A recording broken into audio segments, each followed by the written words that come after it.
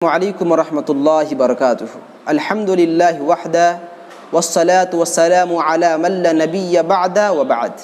اعوذ باللہ من الشیطان الرجیم، بسم اللہ الرحمن الرحیم۔ قال ابراہیم فإن اللہ یأتی بالشمس من المشرق فأت بها من المغرب فبہت الذی کفر واللہ لا یہدی القوم الظالمین۔ محترم سامعین اور ناظرین کرام، قرآنک اسٹوری پروگرام کے اس 8ویں نشست میں آپ تمام لوگوں کا خیر مقدم ہے۔ ناظرین کرام، آج ہم آپ کے سامنے لائے ہیں ابراہیم علیہ السلام کی کہانی۔ معزز سامعین، ابراہیم علیہ السلام کی کہانی کا پہلا پارٹ اور پہلی قسط ہے بادشاہ کے ساتھ ڈیبیٹ اور مناظرہ۔ ناظرین کرام، اللہ تبارک و تعالیٰ نے ابراہیم علیہ السلام کو جہاں ایک نبی بنایا تھا، وہیں آپ کو علم و ہنر، تدبر و تفکر، حکمت و دانائی سے نوازا تھا، اور آپ بیک وقت نبی ہونے کے ساتھ ساتھ ایک باشعور، باکمال انسان تھے، اور آپ سمجھدار اور ہوش مند اور دانش مند اور دانا شخص تھے۔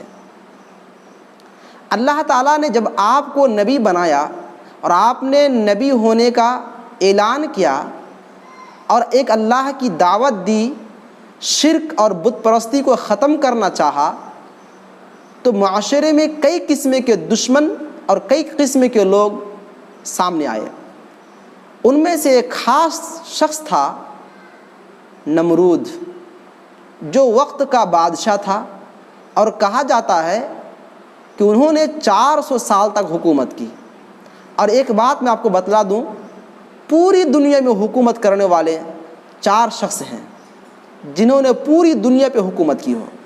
ان میں سے 2 مسلمان، 2 ایمان والے تھے، اور 2 کافر بے ایمان تھے۔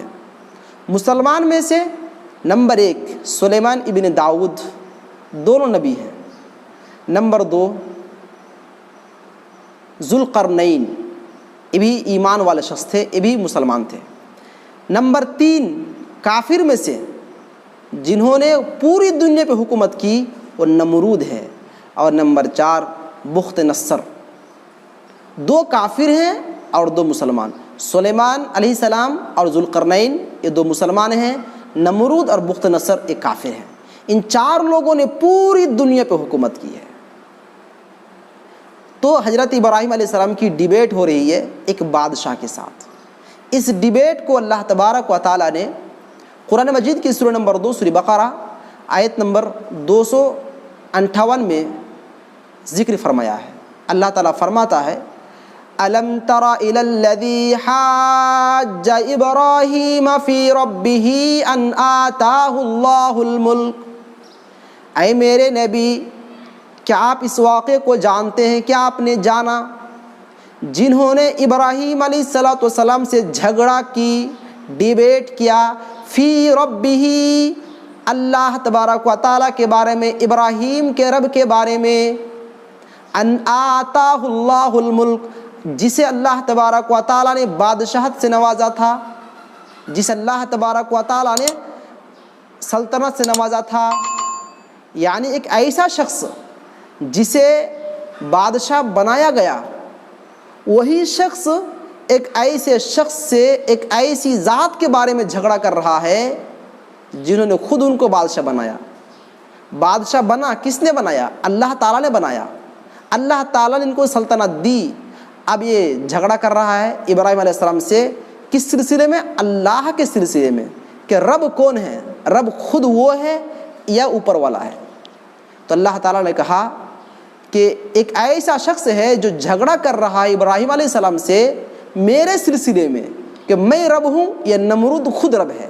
وہ اپنے آپ کو رب تسلیم اس لیے کرتا تھا کیونکہ وہ 400 سال سے حکومت کر رہا تھا، ایک لمبی مدت گزر چکی تھی، اس لیے وہ سمجھتا تھا کہ میں ہی رب ہوں۔ اذ قال ابراہیم ربی الذی یحیی ویمیت، تو ابراہیم علیہ السلام نے کہا، اے بادشاہ سنو، میرا رب وہ ہے جس کو میں مانتا ہوں، جس کی عبادت کرتا ہوں اور جس کی طرف تمہیں میں بلاتا ہوں، میرا رب وہ ہے یحیی و یمیت، جو مارتا ہے اور جو جلاتا ہے، جو زندہ رکھنے پر قادر ہے اور جو مارنے پر قادر ہے، جس کے ہاتھ میں حقیقی زندگی اور حقیقی موت ہے، اس کو میں مانتا ہوں۔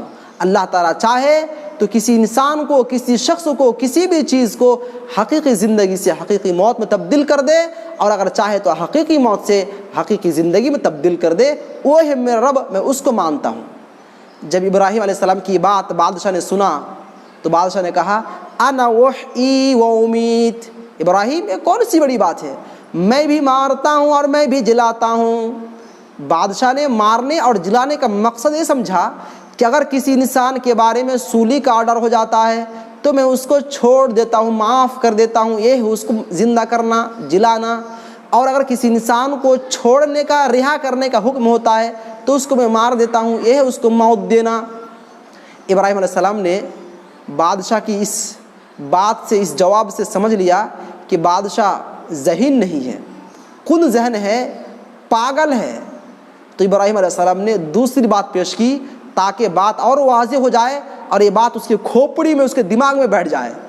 تو ابراہیم علیہ السلام نے کہا فَإِنَّ اللَّهَ يَأْتِي بِالشَّمْسِ مِنَ الْمَشْرِقِ فَأْتِ بِهَا مِنَ الْمَغْرِبِ۔ اے بادشاہ سن، دوسری بات سن، اگر تمہیں پہلی بات سمجھ میں نہیں آئی تو اب دوسری بات سنو۔ میرا رب وہ ہے، میرا اللہ وہ ہے، یاتی بالشمس من المشرق، جو سورج کو پورب سے اٹھاتا ہے۔ اب اگر تم رب ہو فأت بها من المغرب، تو مغرب پچھم سے اٹھا کے دکھاؤ، پچھم سے طلوع کرو سورج کو۔ جب ابراہیم علیہ السلام نے اس بات کو، اس دلیل کو پیش کر دی، فبہت الذی کفر، کافر ہکا بکا رہ گیا کہ اب میں کیا کروں، پریشان ہو گیا، اب اس کو دلیل نہیں مل پا رہی ہے، وہ سمجھ نہیں پا رہا اب کیا جواب دوں۔ اچھا ایک سوال ہے، اس کافر نمرود نے ایک کیوں نہیں کہا کہ ابراہیم پورب سے جو سورج طلوع ہوتا ہے نا، اسے میں ہی طلوع کرتا ہوں اور مغرب میں ہی ڈوبتا ہوں، ایسے کیوں نہیں کہا؟ اس لیے نہیں کہا کہ وہاں جو مجلس میں جو لوگ بیٹھے تھے وہ لوگ جانتے تھے کہ اس نمرود کے پیدا ہونے سے پہلے، ان کے باپ دادا سے بھی پہلے سورج پورب سے اٹھتا تھا اور مغرب میں ڈوبتا تھا، ان لوگوں کو معلوم تھا، اس لیے بادشاہ نے ایسا نہیں کہا۔ بہرحال فبہت الذی کفر، کافر ہکا بکا رہ گیا۔ واللہ لا یہدی القوم الظالمین، اور اللہ تبارک و تعالیٰ کسی ظالم قوم کو ہدایت نہیں دیتا، الہام نہیں کرتا۔ مفسرین نے بیان کیا، تفسیر ابن کثیر میں لکھا ہے کہ اگر کوئی انسان نیک رہتا ہے، اللہ کا پیارا بندہ رہتا ہے اور کہیں پھنس جاتا ہے جواب دینے کے سلسلے میں، تو اللہ تبارک و تعالیٰ اس کے ذہن میں کچھ بات ڈال دیتا ہے، دلیل ڈال دیتا ہے، جس کی وجہ سے وہ جواب دے کر وہاں سے نکل جاتا ہے۔ لیکن یہ کافر تھا، بے ایمان تھا، اپنے آپ کو رب تسلیم کرتا تھا، اسی لیے اللہ تبارک و تعالیٰ نے ان کے ذہن میں کچھ ایسی بات نہیں ڈالی جس سے وہ جواب دے کر وہاں سے باہر نکل سکتے تھے، تو جواب نہیں دے پایا۔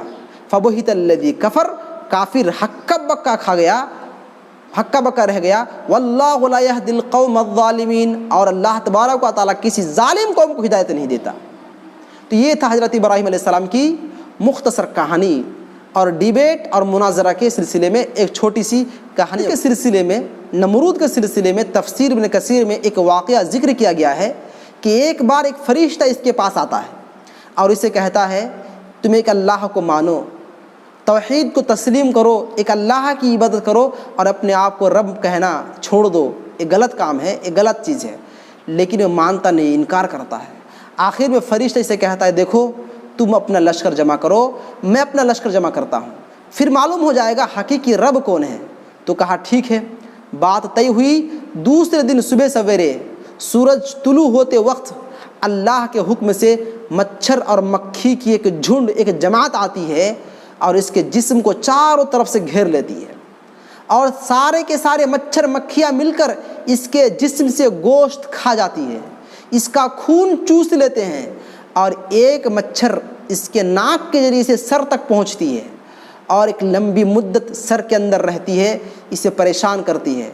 جب جب اس کو پریشان کرتی ہے تو یہ چھٹ پٹانے لگتا ہے، اور اس کے بازو بیٹھے انسان، کوئی شخص جب اس کو ہتھوڑے سے مارتا ہے، اس کے سر میں ضرب لگاتا ہے، مار لگاتا ہے، تو ان کو تھوڑا سا اطمینان اور سکون ملتا ہے۔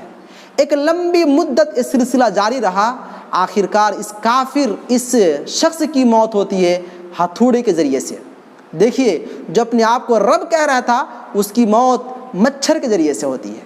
تو اللہ تعالیٰ کب کس کو کیسے موت دے، ہر چیز پہ اللہ تعالیٰ قادر ہے۔ تو اس واقعے سے ہم نے کیا سنا؟